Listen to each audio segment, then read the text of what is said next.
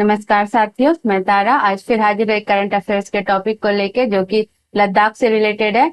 आज हम चर्चा करेंगे कि सोनम वांगचुक को अरेस्ट किया गया है, जिन्हें जोधपुर के जेल में रखा गया है। तो इसके पीछे कारण जानेंगे कि ऐसा क्या कारण है कि सोनम वांगचुक जी को जेल में रखा गया और लद्दाख में जो प्रोटेस्ट हो रहे हैं उसके क्या महत्वपूर्ण कारण है। तो हम एक एक करके सारी चीजों को जानेंगे, क्या है six schedule, fifth schedule. So we will discuss about everything. Sonam Wangchuk held under national security act over Ladakh clash. जैसा हम देख रहे हैं सारा देश लद्दाख के साथ है, पोस्टर लिए सभी लोग प्रोटेस्ट कर रहे हैं। तो लद्दाख की चार प्रमुख मांगे थी जो सोनम वांगचुक जी ने रखी थी सरकार के समक्ष कि हमें चार प्रमुख मांग के पूरा कीजिए, जिसमें पहला है लद्दाख को पूर्ण राज्य का दर्जा, 26वीं अनुसूची के तहत संवैधानिक सुरक्षा, कारगिल और लेह अलग लोकसभा सीट और सरकारी नौकरी में स्थानीय लोगों की भर्ती। तो ये चारों प्रमुख मांगे थी सोनम वांगचुक के जी के तरफ से। तो एक एक करके हम जानेंगे कि ये सारी चीजें क्या है। Sonam Wangchuk arrest live update, Sonam Wangchuk shifted to Jodhpur hours, ये रिसोर्सेज का कहना है। अब पहले हम जानेंगे कि सोनम वांगचुक जी कौन है। जैसा हम सभी जानते हैं, 3 इडियट्स में जो आमिर खान का किरदार था वो सोनम वांगचुक जी के से ही रिलेटेड था। ये एक इंजीनियर थे। 2002 में इन्हें Ashok fellowship for social entrepreneurship का अवार्ड मिला है। 2008 में रियल हीरोज अवार्ड मिला है। 2016 में रोलेक्स अवार्ड फॉर एंटरप्राइजेस, 2017 में global award for sustainable architecture and 2018 में रमन मैग्सेसे अवार्ड से इन्हें नवाजा गया है। तो ये एक बहुत ही महत्वपूर्ण आप बोल सकते हो किरदार हमारे भारत के लिए। पहले हम जानेंगे 5वीं अनुसूची के बारे में कि इसमें क्या है और ये संविधान में क्यों लिखा गया है। 5वीं अनुसूची जो है हमारे भारत के संविधान में लिखा गया है, जहां पे अनुसूचित क्षेत्रों और वहां के निवास करने वाले अनुसूचित जनजातियों के प्रशासन और नियंत्रण से संबंधित है, जो कि आर्टिकल 244(1) में आता है।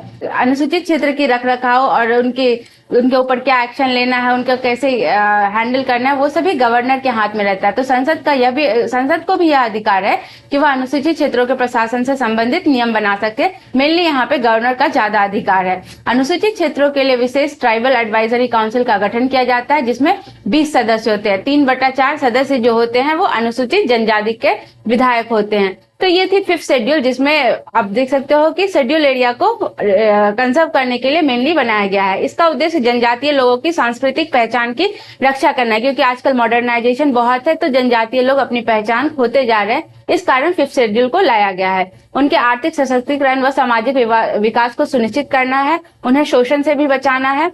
अब इसमें महत्वपूर्ण तथ्य क्या क्या है, इसमें कौन कौन से राज्य शामिल है वो भी हम देखेंगे।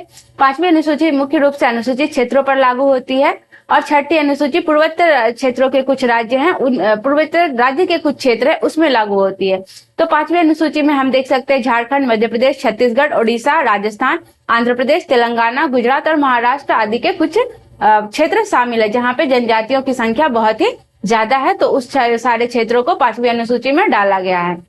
अब हम देखेंगे 6th शेड्यूल क्या है। ये भी एक भारतीय संविधान के अनुसूची में ही शामिल है, लेकिन यहाँ पे क्या है, पूर्वोत्तर भारत के कुछ जनजातीय क्षेत्र है। 5वीं अनुसूची में राज्यों के थे, मतलब आप ऐसा नहीं बोल सकते कि सिर्फ पूर्वोत्तर राज्य, इसमें बहुत सारे राज्य है, but in 6th schedule only eastern states are there.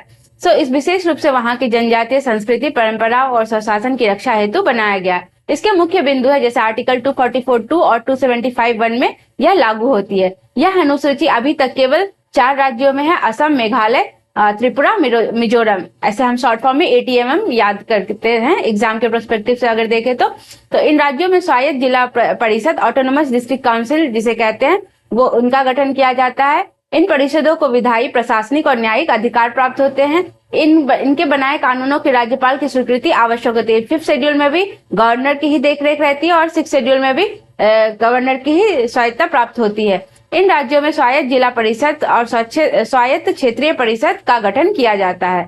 इन परिषदों को विधायी, प्रशासनिक और न्यायिक अधिकार भी प्राप्त होते हैं। अब इसमें भी देखेंगे, उसमें भी था और यहाँ पे भी है परिषदों की संरचना कैसे होती है, इसमें कितने सदस्य होते हैं। तो 5वीं अनुसूची में तो 20 सदस्य थे और 3/4 सदस्य अनुसूचित जाति के थे। अब यहाँ पे देखिए, यहाँ पे अधिकतम 30 सदस्य हो सकते हैं। इनमें से 4 सदस्य राज्यपाल द्वारा नामित होते हैं, बाकी सदस्य जनता द्वारा चुने जाते हैं। ये परिषद स्थानीय कानून बना सकती है, जैसे भूमि प्रबंधन, वन, जल, कृषि, परंपरागत रीति रिवाज, विवाह और उत्तराधिकार संबंधी कानून। क्योंकि ईस्टर्न स्टेट में बहुत चीजें अलग है हमारे और राज्यों से। वहाँ पे पहाड़ी क्षेत्र हैं तो वहाँ पे पेट्रियार्कल सोसाइटी नहीं है। मणिपुर जैसे राज्यों में मैट्रियार्कल सोसाइटी है। जैसे मणिपुर जैसे क्षेत्रों में आप देखोगे तो वहाँ पे मातृत्व सत्ता ज्यादा रहती है।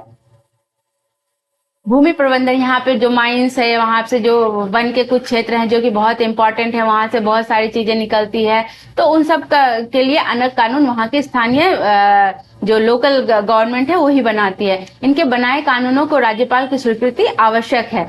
अब उद्देश्य इसका क्या है, तो पूर्वोत्तर भारत की जनजातीय पहचान और परंपरा की रक्षा करना ही इनका उद्देश्य है। उन्हें सेल्फ गवर्नेंस का अधिकार देना, उनके सामाजिक, आर्थिक और सांस्कृतिक विकास को बढ़ावा देना भी 6 शेड्यूल का फोकस है। इसी तहत में हम लद्दाख को भी 6 शेड्यूल में डालने की बात करते हैं, जिससे वहां के स्थानीय जो भी चीजें हैं, जैसे भूमि, वन, जल, कृषि, इन सब मेन मुद्दा अगर आप देखें तो लद्दाख एक कोल्ड डेजर्ट है, वहां पे सूर्य की रोशनी बहुतायत में आती है। तो वहां पे सरकार सोच रही है कि हम सोलर पैनल लगा के सोलर पावर प्लांट वहां पे बनाए, सोलर पावर सेल की स्थापना करें। जैसे कि राजस्थान के बहुत सारे डेजर्ट एरिया में टोटली सोलर सेल स्थापित है, उसी तरह से लद्दाख में भी इसी तर्ज पे काम किया जाना है।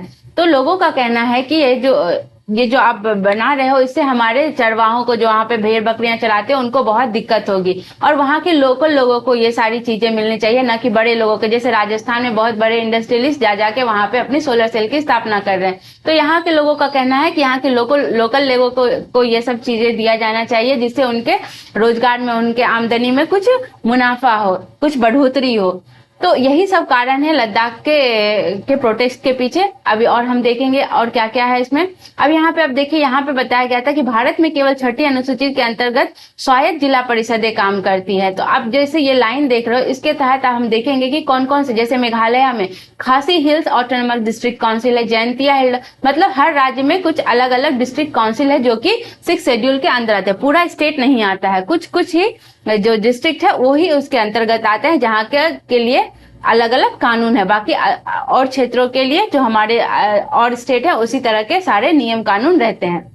अब हम बात करेंगे जम्मू कश्मीर एंड लद्दाख के बारे में। लद्दाख पहले हम जानते हैं कि ये पहले पूरा ही जम्मू कश्मीर हुआ करता था, 370 जब था, लेकिन 5 अगस्त 2019 को अनुच्छेद 370 और 35 से हटाए जाने के बाद यहाँ पे 2 यूटी बनाए गए, जम्मू कश्मीर और लद्दाख। इसके बाद लद्दाख को जम्मू कश्मीर से अलग करके यूटी बनाया, लेकिन लद्दाख को कोई विधानसभा अभी तक नहीं गई। यहाँ हमें पता है कि जम्मू कश्मीर में अभी एक विधानसभा है जहाँ पे उमर अब्दुल्ला भी चीफ मिनिस्टर है, बट ऐसा लद्दाख में कुछ भी नहीं है। यहाँ पे कोई ऐसी सीटें नहीं दी गई, यहाँ सिर्फ लेफ्टिनेंट गवर्नर का ही अभी तक शासन चल रहा है। अब हम देखेंगे वर्तमान विवाद यही है। लद्दाख के लोग कई मुद्दों पर विरोध कर रहे हैं, जैसा कि हमने पहले भी आपको यहाँ पे बताया था कि यहाँ पे 4 प्रमुख मुद्दे थे। लद्दाख को पूर्ण राज्य का दर्जा देना, 6 शेड्यूल के तहत संवैधानिक सुरक्षा, करगिल और लेह अलग लोकसभा सीट और सरकारी नौकरी में स्थानीय लोगों के दर्ज। अब यहाँ पे हम एक एक करके इस पॉइंट पे भी चर्चा करेंगे कि आखिर क्या विशेष इसमें बात है। तो लद्दाख के लोग कई मुद्दों पर विरोध करें, जैसे 6ठी अनुसूची में डालना। लद्दाख की ज्यादातर क्या है कि आबादी जनजाति है, जो भेड़ बकरियां चराते हैं, वहाँ के जो लोकल ट्राइबल पीपल हैं वो बुनकर ये सब का काम करते हैं, तो वो एक तरह की जनजातियां ही हैं। लोग चाहते हैं कि लद्दाख को संविधान की 6ठी अनुसूची में शामिल किया जाए, जिससे उन्हें स्वायत्त परिषद, भूमि और संसाधनों पर अधिकार मिल सके और वो स्वायत्त रूप से अपने कुछ काम कर सके। राजनीतिक प्रतिनिधित्व की भी वहां पे कमी है, जैसे कि जम्मू कश्मीर में अब एक विधानसभा सीट है, वहां पे एक चीफ मिनिस्टर है, तो वहां पे लोग अपनी बातों को रख सकते हैं और वहां पे इम्प्रूवमेंट हो सकता है। बट ऐसा हमारे लद्दाख में अभी तक नहीं हुआ है। सिर्फ एक सांसद ही है जो कि पार्लियामेंट को रिप्रेजेंट करते हैं, लेकिन स्थानीय स्तर पर कोई भी राजनीतिक प्रतिनिधित्व नहीं है। रोजगार और नौकरी का संकट भी वहां बहुत ज्यादा है। यूटी बनने से पहले लद्दाख के लोगों को राज्य अधिकारित नौकरी आरक्षण मिलता था, अब कई सरकारी नौकरी और शैक्षणिक अवसरों में वे पिछड़ रहे हैं। भूमि और संसाधनों की सुरक्षा भी देखिए, लोग चाहते हैं कि उनकी जमीन और प्राकृतिक संसाधनों को बाहरी लोगों के कब्जे से बचाया जाए। जैसा कि मैंने अभी बताया था कि सोलर सेल की स्थापना की बात की जा रही है, जिसमें वो बड़े इंडस्ट्रियलिस्ट को देते हैं और वही वहां पे काम करते हैं। तो इन लोगों का कहना है कि बाहरी लोगों से हमें बचाया जाए, हम लोग ही यहाँ पे जो डेवलपमेंट करना होगा, सरकार हमारी सहायता करे और हम उस तर्ज पे यहाँ पे खुद ही डेवलपमेंट करेंगे। उन्हें डर है कि बड़े उद्योग आने पर उनकी पारंपरिक आजीविका जैसे खासतौर पर कृषि, चारागाह, पर्यटन, ये सब प्रभावित होगी। सांस्कृतिक और पर्यावरणीय संरक्षण के तौर पे देखें तो लद्दाख का इलाका संवेदनशील है। क्यों? क्योंकि यहाँ पे चाइना, पाकिस्तान, इन सभी का बॉर्डर पड़ता है, तो ये बहुत ही सेंसिटिव हो जाता है हमारे भारत के लिए और खासकर लद्दाख के लोगों के लिए। यहाँ के बौद्ध और मुस्लिम समुदाय दोनों चाहते हैं कि उनकी संस्कृति और धार्मिक धरोहर को संरक्षित किया जाए। तो देख सकते हैं Ladakh demand statehood 6th schedule. Wangchuk had begun a fast on September 10 in Leh demanding 6th schedule inclusion. बस इसी सब भी प्रोटेस्ट की वजह से कुछ हिंसात्मक चीजें हो गई और हिंसा भड़क गई, तो इसमें बहुत सारे लोगों की जान भी गई। यहाँ तक 4 लोगों की जान गई, 70 लोग घायल हुए। तो ये सब एक ठीक नहीं है। सोनम वांगचुक जी ने अपना प्रोटेस्ट वापस ले लिया क्योंकि वो हिंसा नहीं चाहते थे और यहाँ पे पूरी तरह से हिंसा पनप चुकी थी। लेकिन कुछ NSA के नियम के तहत उन्हें जेल में रखा गया है। अभी प्रमुख आंदोलन में लद्दाख ऑटोनोमस हिल डेवलपमेंट काउंसिल पहले से कार्यरत है, लेकिन यह सीमित शक्तियों वाला है। इनकी इतनी शक्तियां नहीं है कि वहां पे कुछ बड़ा वो कर पाए। 2023-24 में भी लद्दाख के लोग लगातार अनशन और प्रदर्शन कर रहे थे। सोनम वांगचुक के नेतृत्व में ही यह आंदोलन हुआ था और सरकार की स्थिति अभी तक देखे तो उन्होंने अभी तक कोई भी ऐसा ठोस कदम नहीं उठाया कि वो उसे 6ठी अनुसूची में शामिल करेंगे। सरकार का कहना है कि वे विकास और सुरक्षा कारणों से सीधे केंद्र शासन बनाए रखना चाहते हैं, क्योंकि लद्दाख बहुत ही सेंसिटिव क्षेत्र है चाइना एंड पाकिस्तान बॉर्डर के कारण। तो केंद्र सरकार उसे इस तरह से नहीं छोड़ना चाहती क्योंकि ये बहुत सेंसिटिव है। ये चाहती है कि हम अपनी निगरानी पूरी तौर पे वहां पे रखें।